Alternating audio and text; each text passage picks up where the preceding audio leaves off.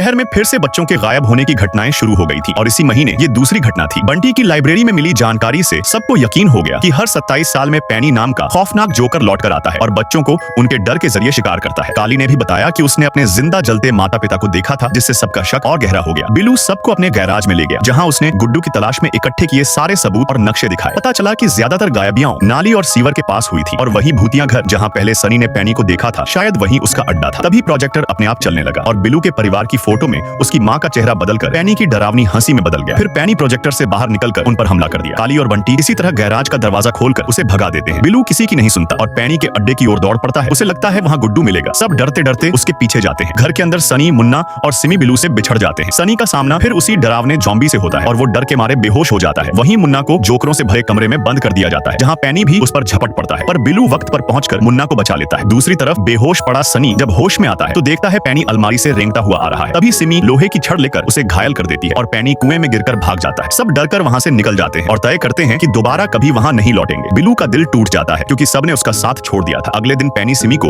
उसके घर से उठा लेता है। बिलू सबको इकट्ठा करता है और बताता है कि अगर सिमी को नहीं बचाया गया तो सब खत्म हो जाएगा। इस बार सब हथियार लेकर पैनी के अड्डे में जाने को तैयार हो जाते हैं। कुएं के पास सब हिम्मत करके एक एक कर रस्सी से नीचे उतरते हैं। आखिर में काली बचता है। तभी हरी पीछे से आता है, जो अब पैनी के जाल में फंसकर पूरी तरह पागल हो चुका था। हरी काली को मारने की कोशिश करता है पर काली पलटकर उसे कुएं में गिरा देता है। सिमी होश में आती है तो खुद को कचरे के ढेर में पाती है। ऊपर दर्जनों बच्चों की लाशें हवा में झूल रही थी। तभी पैनी उसे पकड़कर हवा में उठा लेता है और उसके दिमाग पर कंट्रोल कर लेता है। बिलू और बाकी दोस्त वहां पहुंचते हैं और सिमी को बचाने की कोशिश करते हैं। बंटी, जिसने शायद कोई परी कथा ज्यादा देख रखी थी, सिमी को जोर से किस कर देता है और सिमी होश में आ जाती है। काली ये सब देखकर दंग रह जाता है। अब सब मिलकर पैनी का सामना करने के लिए तैयार हो जाते हैं और तय कर लेते हैं कि इस बार उसे हमेशा के लिए खत्म करना ही होगा। अगर आपको कहानी पसंद आई हो तो वीडियो को एक जोरदार लाइक ठोक दो और हाँ, चैनल को सब्सक्राइब करना मत भूलना। मिलते हैं अगले मिशन में, तब तक के लिए जय हिंद।